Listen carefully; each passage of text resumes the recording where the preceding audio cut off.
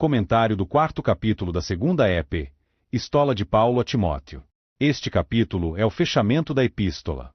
Nele é como se Paulo estivesse dizendo: bem, em face de tudo que eu te falei até aqui, Timóteo, nesta minha carta, então você deve...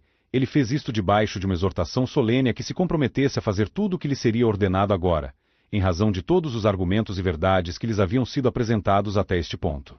A palavra para conjuro no original grego é diamartiromai, uma palavra composta pela preposição dia, que significa por meio de, mediante, através de, e martiromai, que significa testemunhar, testificar, exortar energicamente. Cabe destacar que a palavra testemunha é traduzida do grego mártir, revelando qual é o caráter do testemunho cristão, isto é, até o martírio, se necessário for. O próprio Paulo estava à porta do martírio sob Nero, e afirma que estava perto o dia da sua partida para o Senhor. É até mesmo provável que ele soubesse o dia que havia sido marcado para sua execução. E qual é o testemunho deste grande homem de Deus? De completa firmeza e serenidade diante do martírio que estava convicto que sofreria, tanto que desta vez não pediu que ninguém orasse por ele para que fosse livrado da prisão ou da morte, tal como havia feito antes em suas epístolas de Efésios, Filipenses, Colossenses e Filemão, que havia escrito na sua primeira prisão em Roma e da qual havia sido efetivamente posto em liberdade, período em que escreve a primeira epístola a Timóteo e a que endereçou a Tito. Mas, agora ele se sujeita inteiramente à vontade de Deus, sabendo que havia terminado seu ministério e que deveria morrer daquela maneira para que o nome do Senhor fosse glorificado no seu testemunho de firmeza na fé diante da morte. Isto serviria para encorajar a muitos cristãos nas perseguições que sofreriam debaixo, especialmente do Império Romano, por quase 3 séculos, depois da morte de Paulo. Homens de Deus de verdade, não se intimidam diante das grandes aflições que sofrem. Tal como Davi no passado, quando perseguido por todo Israel com Absalão, Paulo manteve tranquilidade de espírito bastante, e firmou-se inteiramente no Senhor para continuar deliberando a realização das coisas que eram necessárias para o triunfo da causa da justiça, como nós vemos particularmente neste 4º capítulo, nas instruções que deu a Timóteo em relação aos interesses de Cristo e da sua igreja, ainda que debaixo daquela grande aflição, enquanto aguardava na prisão a execução da sua sentença de morte. Funções seculares neste mundo podem ser abandonadas e negligenciadas, mas ai do ministro de Cristo que deixar de pregar fielmente o Evangelho, por causa de sofrimentos ou por quaisquer motivos pessoais. Eles sabem que terão que prestar contas a Deus no dia do juízo, de tudo o que fizeram em cumprimento da sua chamada para serem ministros da palavra. Eles sabem que pesa sobre eles esta responsabilidade que foi colocada em seus ombros, não por homem algum, mas pelo próprio Deus. É por isso que não se permitirão descansar até o dia da sua morte, quanto ao desencargo fiel da missão que receberam da parte do Senhor. Paulo não estava ensinando a Timóteo algo que ele não soubesse ainda, mas lembrando qual era seu dever para com o Senhor, na condição de evangelista e ministro da palavra. Não é uma função para o nosso aprazimento, diversão ou algo de que poderemos abrir mão a nosso bel prazer, mas um dever do qual teremos que prestar contas a Deus.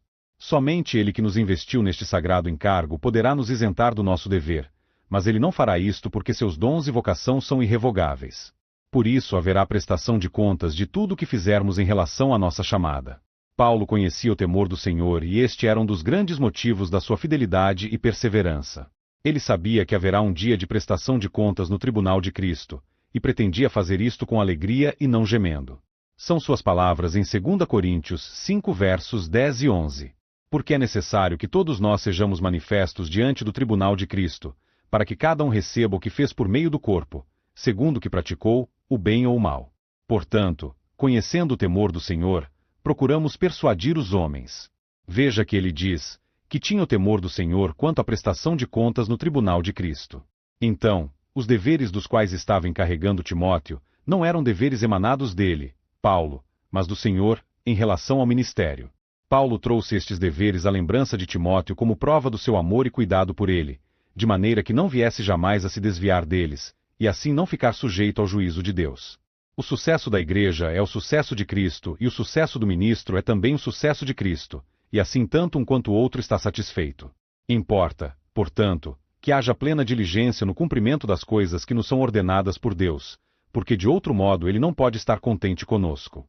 Há pessoas que se dão por satisfeitas se tiverem uma revelação ocasional da parte de Deus, se puderem ser ocasionalmente usadas como seu oráculo em profecias para outros. Mas qual será a vantagem disto, se não viverem segundo a sã doutrina buscando em tudo e em todo o tempo serem agradáveis a Ele? Não terá sido este o erro daqueles que protestarão com Jesus na sua vinda, que profetizaram, realizaram milagres e expulsaram demônios em seu nome, e, no entanto, ouvirão dele que nunca os conheceu, porque praticam a iniquidade. Qual é a vantagem de fazer tudo isto e afinal ser rejeitado por Cristo? Qual é a vantagem de ter sido usado um dia, ainda que por Deus, e ter o mesmo fim que teve Balaão e Judas? Importa, portanto, que os ministros do Evangelho não se iludam com a aparência das coisas, e que instruam suas ovelhas a viverem de modo obediente e consagrado à vontade de Deus. Porque afinal, como poderá alguém se gloriar diante do Senhor, no dia do juízo, em ter sido usado por ele, apesar de ter continuado a viver deliberadamente na prática do pecado? Por acaso Jesus aceitaria esta insinuação, de que é ministro do pecado e da iniquidade, e que é indiferente ao fato de alguém ter decidido viver no pecado? Não é preciso nem mesmo ser um cristão para que se possa ver o absurdo de tal possibilidade. Por isso, o trabalho de um ministro do Evangelho não é uma coisa indiferente, mas absolutamente necessária. Foi por causa disto que Paulo conjurou Timóteo a cumprir os seus deveres de ministro do Evangelho, não diante de si próprio, mas diante de Deus e de Jesus Cristo, sob o argumento da sua segunda vinda, como juiz de vivos e de mortos, para estabelecer seu reino. Conjuro-te diante de Deus e de Cristo Jesus, que há de julgar os vivos e os mortos, pela sua vinda e pelo seu reino. Os olhos de Deus e de Jesus Cristo estão continuamente sobre os seus ministros, acompanhando seus passos e atitudes, de maneira que darão contas a Deus de tudo o que fizeram neste mundo, enquanto se encontravam ainda neste corpo mortal. Tendo falado do peso da responsabilidade, Paulo apresentou em seguida a Timóteo, de maneira resumida, quais são os principais deveres do ministro do Evangelho. Primeiro, pregar a palavra, instando a tempo e fora de tempo. Em segundo lugar, admoestar. Em terceiro, repreender. E em quarto, exortar. Sendo que tudo isto deve ser feito com toda longanimidade e doutrina. Nós veremos agora, mais detalhadamente, cada um destes deveres. Em primeiro lugar, o da pregação da palavra. Muito pode ser dito sobre a verdadeira pregação, mas não é nosso propósito esgotar o assunto neste breve comentário. A pregação da palavra é citada em primeiro lugar por Paulo, porque é este o principal dever do ministro do Evangelho. Eles não devem pregar fábulas, invenções, filosofia, psicologia, sociologia, ou seja, o que for que seja diferente da palavra de Deus. Por isto, Paulo não disse simplesmente a Timóteo para pregar, mas para pregar a palavra. Ele definiu assim o que deve ser pregado. A ação de instar a tempo e fora de tempo tem a ver com a aplicação da pregação, porque o dever do ministro não é apenas o de pregar sermões, mas aplicar a palavra à vida dos seus ouvintes, e deve fazer isto, instando com eles em toda ocasião oportuna. Em segundo lugar, há também o dever do pastor de admoestar as pessoas.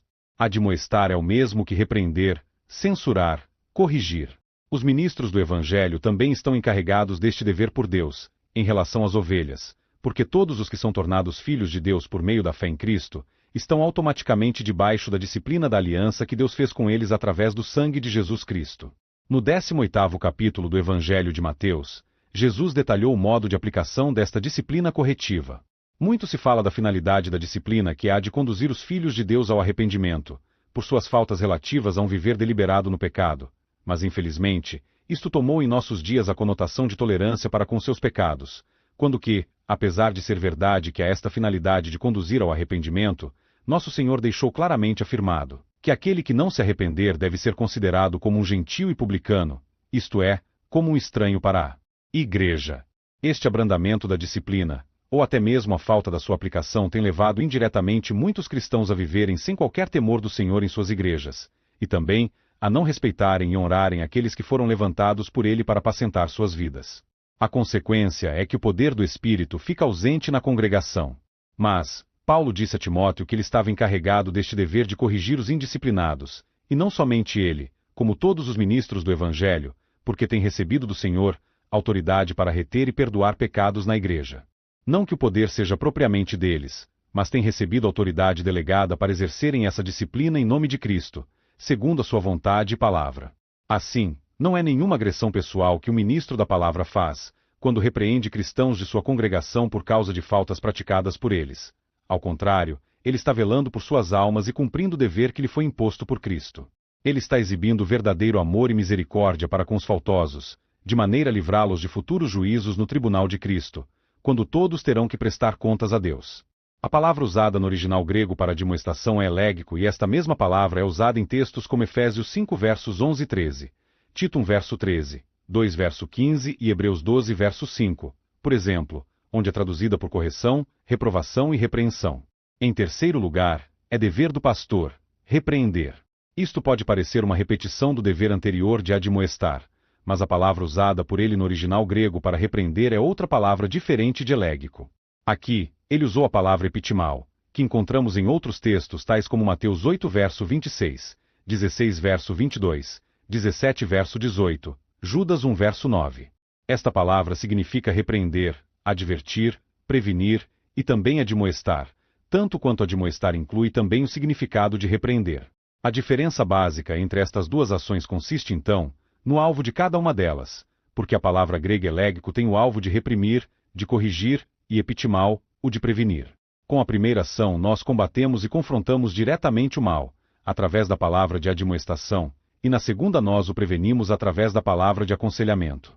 A palavra de repreensão preventiva, epitimal, tem por alvo principalmente mostrar aos cristãos o quanto Deus fica desgostoso com suas faltas, de maneira que sejam levados ao arrependimento. Finalmente, o quarto dever do pastor apontado por Paulo é o de exortar. A exortação tem em vista incentivar a perseverança na busca de santidade. Assim devem ser também exortados os que estão firmes na fé, de maneira que busquem fazer um progresso cada vez maior em santificação, para que nunca venham a se desanimar em seus esforços em diligência rumo à maturidade cristã e preservação da fidelidade a Deus. Desde o início desta epístola, Paulo lembrou a Timóteo o dever dos ministros do Evangelho, de serem pacientes no sofrimento, no exercício do seu ministério. Então, não podem esquecer que devem pregar, instar, admoestar, repreender e exortar com toda longanimidade, isto é, não perdendo a paciência em ira contra as ovelhas, mesmo contra as indisciplinadas. O conteúdo destas ações pastorais deve ser segundo a sã doutrina, e não por qualquer outro meio. Em suma, este trabalho deve ser feito muito pacientemente, para que seja efetivo.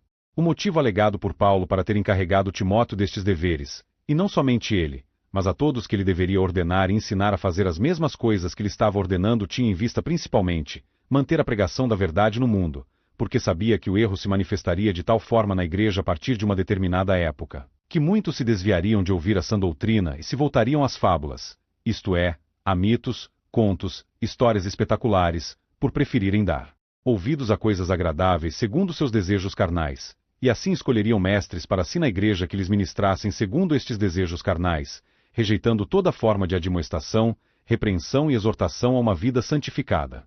Em face deste perigo que se aproximava e assolaria a igreja em todas as partes do mundo, nada seria mais necessário do que esta firme posição em defesa da verdade, que deveria ser achada nos ministros do Evangelho, em face das pressões que sofreriam das pessoas para afrouxarem na doutrina.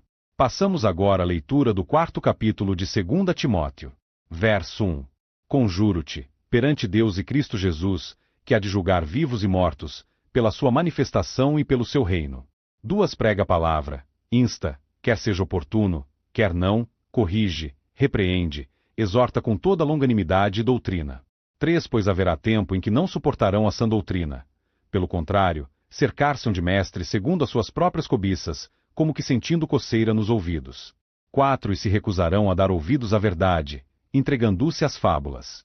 5 Tu, porém, sê sóbrio em todas as coisas, suporta as aflições, faz o trabalho de um evangelista, cumpre cabalmente o teu ministério. 6 Quanto a mim, estou sendo já oferecido por libação, e o tempo da minha partida é chegado. 7 Combati o bom combate, completei a carreira, guardei a fé. 8 Já agora a coroa da justiça me está guardada, a qual o Senhor, reto juiz, me dará naquele dia, e não somente a mim, mas também a todos quantos amam a sua vinda. 9 Procura vir ter comigo depressa. 10 Porque Demas, tendo amado o presente século, me abandonou e se foi para Tessalônica. Crescente foi para Galácia, Tito, para Dalmácia. 11 Somente Lucas está comigo. Toma contigo Marcos e traze-o, pois me é útil para o ministério. 12 Quanto a Tíquico, mandei-o até Éfeso. 13 Quando vieres, traze a capa que deixei em Troade, em casa de Carpo, bem como os livros, especialmente os pergaminhos. 14 Alexandre, o latoeiro, causou-me muitos males, o Senhor lhe dará a paga segundo as suas obras. 15 Tu, guarda-te também dele, porque resistiu fortemente às nossas palavras. 16 Na minha primeira defesa, ninguém foi a meu favor. Antes, todos me abandonaram. Que isto não lhe seja posto em conta. 17 Mas o Senhor me assistiu e me revestiu de forças, para que, por meu intermédio, a pregação fosse plenamente cumprida, e todos os gentios a ouvissem, e fui libertado da boca do leão. 18 O Senhor me livrará também de toda obra maligna e me levará salvo para o seu reino celestial. A ele, glória pelos séculos dos séculos. Amém. 19 Saúda Prisca, e Áquila, e a casa de Onesíforo. 20 Erasto ficou em Corinto. Quanto a Trófimo, deixei-o doente em Mileto. 21 Apressa-te a vir antes do inverno. Eubulo te envia saudações. O mesmo fazem Prudente, Lino, Cláudia e os irmãos todos. 22 O Senhor seja com teu espírito. A graça seja convosco.